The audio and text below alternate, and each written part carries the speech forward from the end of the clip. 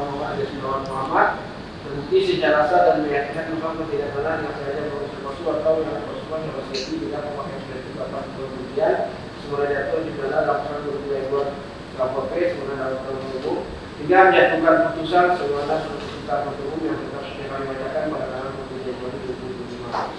Lalu, sekilah replik tanggapan untuk umum atas 9 saja yang dilakukan oleh Jawa dan para takwa yang dibacakan dan disahkan pada ini sampai ke 2025. Semoga menyampaikan dari konteks kekuatan semua pihak untuk secara terang bahwa benar yang saya kira dalam memberikan kepada penggunaan dan rasa keadilan di masyarakat. Untuk umum di masyarakat. Ya. Sampai Selasa, Minggu ya. Ketiga Pak. Ketiga barang lagi. Oke. Minggu dari sekarang agendanya replik dari republik dari penasihat hukum. Hari Selasa tanggal 25 ya. Itu ya Pak ya, 25. Penasihat hukumnya akan jawab ini. Ya. Oke.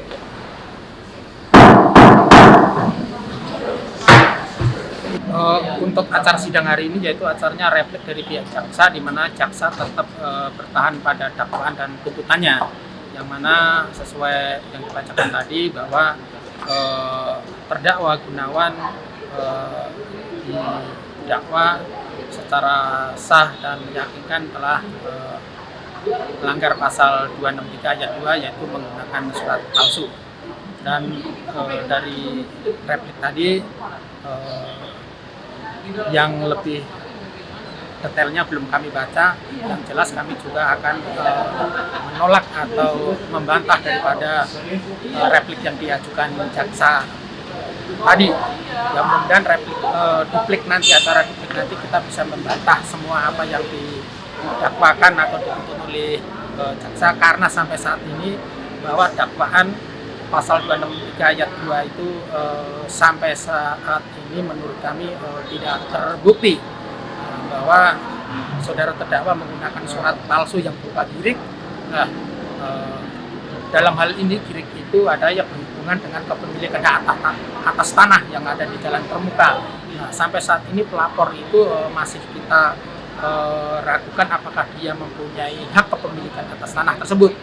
Kalau dia pelapor merasa mempunyai hak atas tanah kepemilikan yang berupa SPPT itu telah dibatalkan oleh pengadilan pun sampai kasasi kan gitu. Kedua, kalau memang dia itu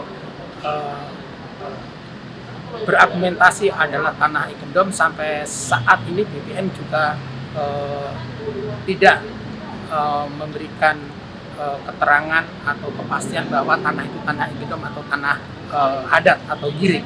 Jadi menurut kami kembali ke objek tanah itu kepemilikan siapa. Pelapor sampai saat ini tidak punya bukti hukum yang menyatakan bahwa tanah itu adalah tanah milik pelapor. Nah, oleh karena itu saya berkeyakinan bahwa pelapor tidak punya hak atau dasar hukum legal standing untuk melaporkan Pak Gunawan.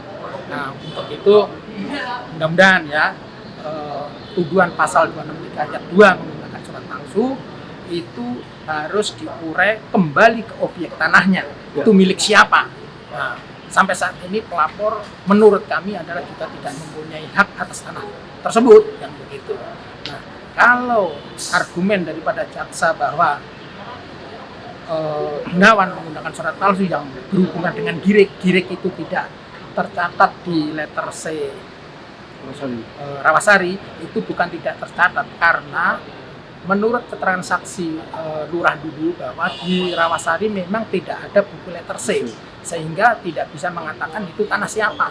Nah, karena tidak ada letter C-nya itu, maka para pihak itu selama ini kan bersengketa di situ.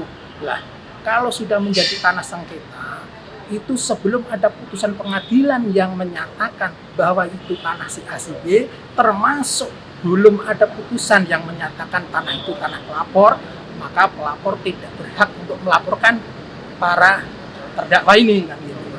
Jadi semua akan dikembalikan ke benang merahnya kembali ke kepemilikan daripada hak tanah di Jalan Pramuka. Argumennya yang saya pahami, dia hanya bertahan bahwa girik-girik yang ada di situ adalah tidak terdaftar di desa, di kelurahan kan gitu. Makanya sebagaimana yang diutarakan saksi dari desa itu artinya letter C yang di kelurahan yang untuk membuktikan bahwa itu tanah si A si B yang tercatat di situ, buku letter C-nya tidak ada. Kalau buku letter C-nya tidak ada, tentunya tanah tersebut adalah merupakan tanah sengketa. Kalau sudah menjadi tanah sengketa, bukan lagi wewenang daripada lurah, camat, bahkan BPN. Tanah sengketa itu yang berwenang untuk mengadili memutus adalah pengadilan. Dalam hal ini pengadilan negeri Jakarta Pusat. Nah, sampai saat ini pun pelapor juga tidak punya putusan hukum yang menyatakan bahwa tanah itu tanah pelapor. Tidak ada. Jadi menurut kami, melaporkan para terdakwa menggunakan surat palsu itu saya kira jauh dari bukti-bukti yang terungkap dalam persidangan. Tidak ada yang menyatakan bahwa girik-girik itu palsu. Karena girik disebut palsu itu pun harus ada proses hukumnya. Harus ada proses hukumnya yang pengadilan yang memutus bahwa girik itu palsu. Sampai sekarang putusan itu juga tidak ada. Kan gitu. Jadi mudah-mudahan dalam duplik nanti bisa kita uraikan supaya ya benang merahnya daripada perkara ini kelihatan. Itu muaranya kembalinya ke kepemilikan hak atas tanah. Sepanjang putusan hukum pengadilan ada putusan yang menyatakan bahwa tanah ini tanah milik pelapor, maka saya berkeyakinan pelapor adalah tidak berhak berwenang untuk melaporkan para terdakwa seperti itu. Saya kira itu. Ya, belum terlihat sih masalah yang ditujukan kepada saya mengenai saya pelaku menggunakan surat palsu itu tidak terbukti sama sekali, karena memang benar yang diutarakan tadi penasihat hukum saya, belum ada satu bukti yang menyatakan kalau girik itu palsu. Kan yang menyatakan girik palsu pengadilan. Iya, betul. Itu aja sih simpelnya.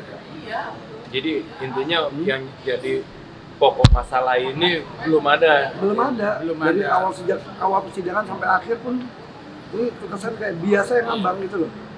Tapi ya semoga keadilan akan terkuak lah dalam hal ini lah. Gitu.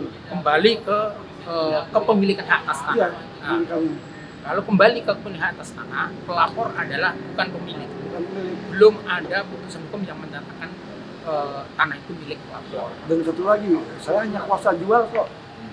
Kok bisa jadi tersangka terdakwa? Aneh bin ajaib di Republik ini. Ya semoga keadilan akan muncul di hadapan saya. Itu aja. Mohon doa restu kepada teman-teman semuanya. Terima kasih.